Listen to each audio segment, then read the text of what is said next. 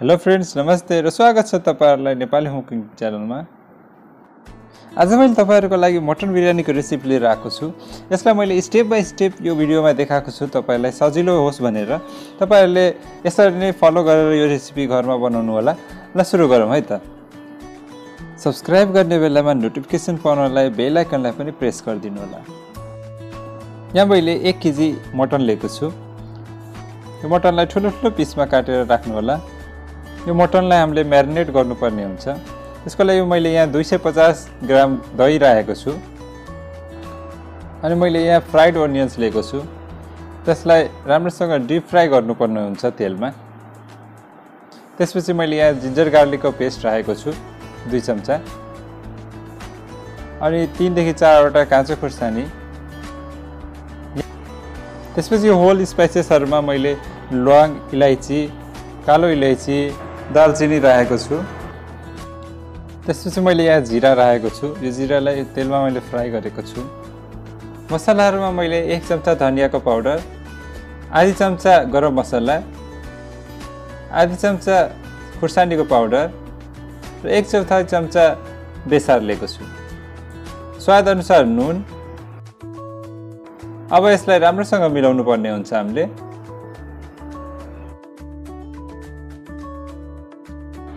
यो मटनलाई म्यारिनेट गरिसकेपछि यसलाई अब 30 मिनेटसम्म साइडमा राख्नुपर्ने हुन्छ।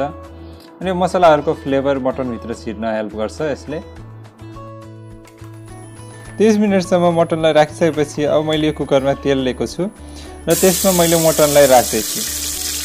यसलाई राम्रोसँग मिलाएर राख्नु होला। अनि यसलाई अब पकाउनु पर्ने हुन्छ हामीले।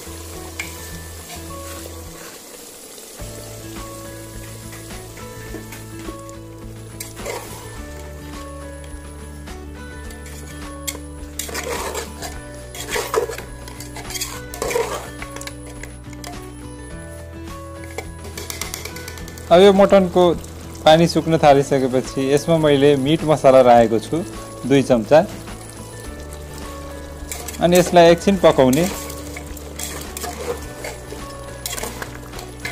त्यसपछि यो मटनमा मैले 1 कप पानी राखेर 4 सिटीसम्म लाग्नलाई छोडिदिएको छु।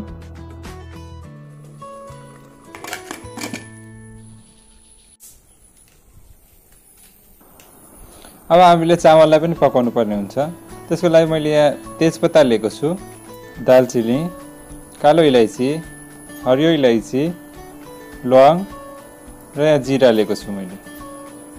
यो सबलाई यो पानीमा राख्ने। त्यसपछि यो पानीलाई चाहिँ बोइल हुन दिनुपर्छ हामीले। अब यो पानी बोइल हुन थालिसकेपछि यसमा मैले चामल राखेको छु। यो चामललाई चाहिँ मैले 30 मिनेटसम्म पानीमा सोक गरेर राखेको थिएँ। र चामललाई अब यो पानीमा राख्ने।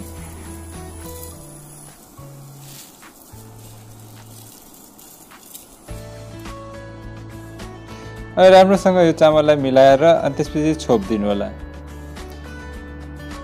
छोपेर 10 मिनेट त्यतिकै राखिदिनु होला।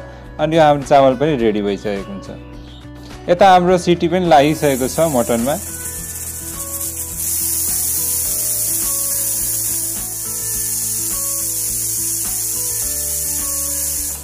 अब यो कुकरबाट सबै हावा निस्किसकेपछि एकचोटी खोलेर हेर्नु होला पाएको छ कि छैन मटन भनेर। यता हाम्रो चामल पनि रेडी भइसकेको छ। लगभग पाकिसकेको छ हाम्रो चामल। हामीलाई यस्तै चामल चाहिएको छ। अब यो चामललाई हामीले निकाल्नु पर्ने हुन्छ एउटा भाँडोमा। मैले सबै चामललाई एउटा भाँडोमा निकाले अनि यो प्यानलाई खाली गरेर यसमा मैले तलको भागमा मटन राख्दै छु। यसलाई राम्रोसँग फैलाएर राख्नु होला। अब यो मटन राखिसकेपछि यसमा मैले चामल राख्दै छु।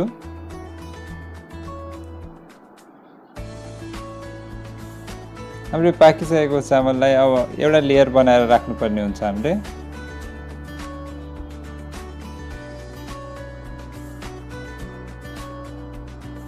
यो लेयर बनाइसकेपछि यसमा मैले अब धनिया राख्दै छु। धनिया राखिसकेपछि यसमा मैले थोरै पुदिना पनि राख्दैछु। अब मैले यहाँ फ्राइड ओनियन्सको लेयर बनाएर राख्दैछु। यदि तपाईहरु मेरो च्यानलमा नयाँ हुनुहुन्छ भने यो च्यानललाई सब्स्क्राइब गरिदिनु होला। अब मैले यहाँ थोरै घिउ राख्दैछु। त्यसपछि यहाँ अब स्वाद अनुसारको अलिकति नुन पनि राख्नुपर्ने हुन्छ हामीले। तपाईहरुले पनि योमा थोरै नुन राख्नु होला अनि तपाईको बिरयानीमा नुन कम हुँदैन कहिले पनि। अब त्यसपछि बाँकी भएको हाम्रो मटन यसमा राख्नु होला। अलिअलि झोल पनि यसमा राखिदिनु होला।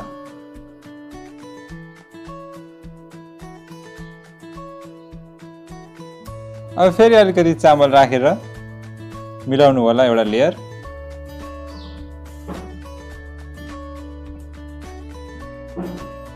अनि यो माथिबाट अब मैले केसर घोलेको थिएँ पानीमा, त्यही आधी कप जति मैले यसमा केसर वाला पानी राखेको छु अनि अलिकति रस पनि राखेको छु मैले मटनको। अब यसलाई छोपेर 10 मिनेटसम्म मिडियम फ्लेममा पकाउनु होला। त्यसपछि अब हाम्रो यो मटन बिरयानी रेडी छ।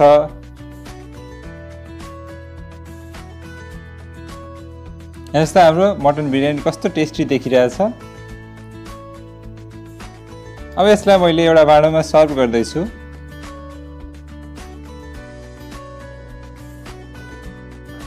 मलाई आशा छ कि तपाईहरुलाई यो भिडियो राम्रो लागेको होला।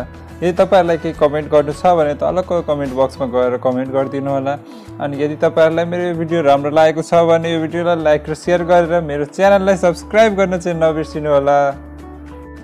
फेरि भेटौँला अर्को भिडियो लिएर, त्यति बेलासम्मलाई बाइ बाइ, सी यू।